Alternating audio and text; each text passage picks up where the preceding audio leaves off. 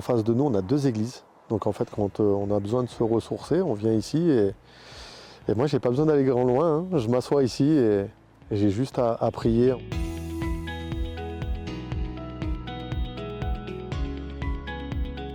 Je suis Damien Guyot, j'ai servi au 13e bataillon de chasseurs alpins. J'ai effectué des missions à l'étranger, dont une qui m'a marqué énormément, qui a laissé beaucoup de traces invisibles. Et j'ai eu énormément de mal pendant plusieurs années à me reconstruire. Aujourd'hui, je suis dans une phase de reconstruction. J'avais perdu foi en tout. Foi en moi, foi en Dieu, foi en la vie. J'ai eu la chance de rencontrer le directeur de la Maison Athos et c'est lui qui m'a invité fortement à rejoindre la Maison Athos et qui m'a fait comprendre qu'on pouvait m'aider, que j'étais plus seul en fait. J'ai hésité à venir. J'ai eu énormément de mal à venir parce qu'on n'arrive plus à faire confiance en fait. Du coup, je suis venu ici, j'ai vu et ils m'ont donné le goût de nouveau croire en fait. Croire en moi, croire en qui j'étais, croire en ce que j'avais fait et surtout recroire en Dieu en fait parce que j'avais perdu la foi. Et ça je crois que ça a été la chose la plus difficile. Et de se dire qu'en fait à cause de la guerre en fait on a perdu foi en fait en notre Seigneur. Et du coup spirituellement en fait j'ai réussi à retrouver la voie et le chemin de la spiritualité et surtout de la liberté.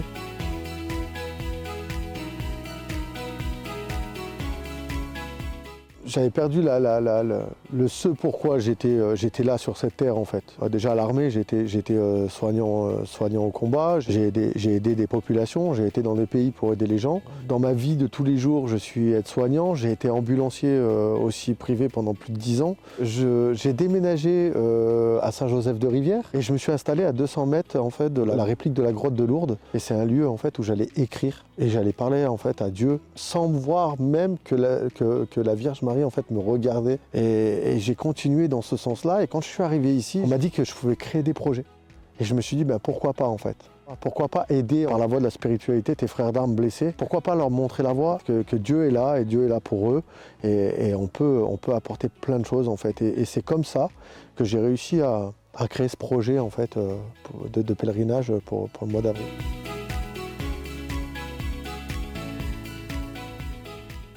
Il m'est venu l'idée justement de créer un pèlerinage parce que il y a la PMI à Lourdes qui est chaque année. Je me suis dit pourquoi pas en créer un dans le coin, sur le plateau de Chartreuse, puisque tu as la même chose, à quelques détails, mais on est à peu près dans la même dynamique. Et je me suis dit il y a peut-être tes frères d'armes qui oseront peut-être jamais y aller. Le syndrome post-traumatique, malheureusement, il y a des bruits, il y a des odeurs, il y a des sons, il y a plein de choses qui font que la foule, les brassements de foule, il y a plein de choses qui font que certains blessés pourront peut-être jamais y aller. Il y a peut-être des anciens combattants qui pourront peut-être plus y aller. Pourquoi pas en fait les rassembler dans un lieu plus proche de chez eux et pourquoi pas inviter en fin de compte tout le monde à se rassembler autour des blessés et les mettre en lumière en fin de compte ce jour-là.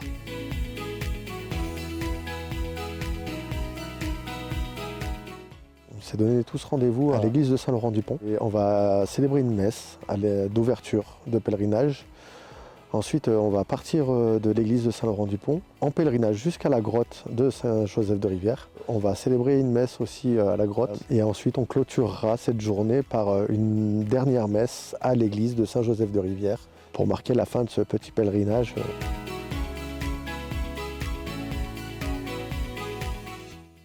Une lueur d'espoir et puis une certaine sérénité intérieure, une paix intérieure. Et je l'espère que j'arriverai à mettre de la lumière dans le cœur de tout le monde ce jour-là en fait. Et puis dans le mien, puisque ce pèlerinage il est aussi pour moi, pour ma reconstruction intérieure, pour ma spiritualité.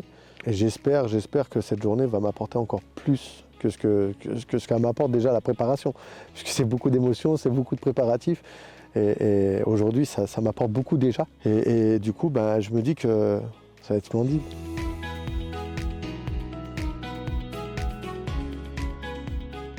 Si demain, ça peut devenir le pré-PMI, sans forcément que ça soit à la même échelle, à la même grandeur, mais si demain, on peut réitérer chaque année les pèlerinages sur la grotte de Saint-Joseph et redonner vie au lieu, je crois que en fait, là-dedans, c'est remettre en lumière en fait, ce lieu idyllique. Ce lieu en fait sacré et mettre en lumière aussi tous nos anciens, tous nos blessés, tous nos disparus.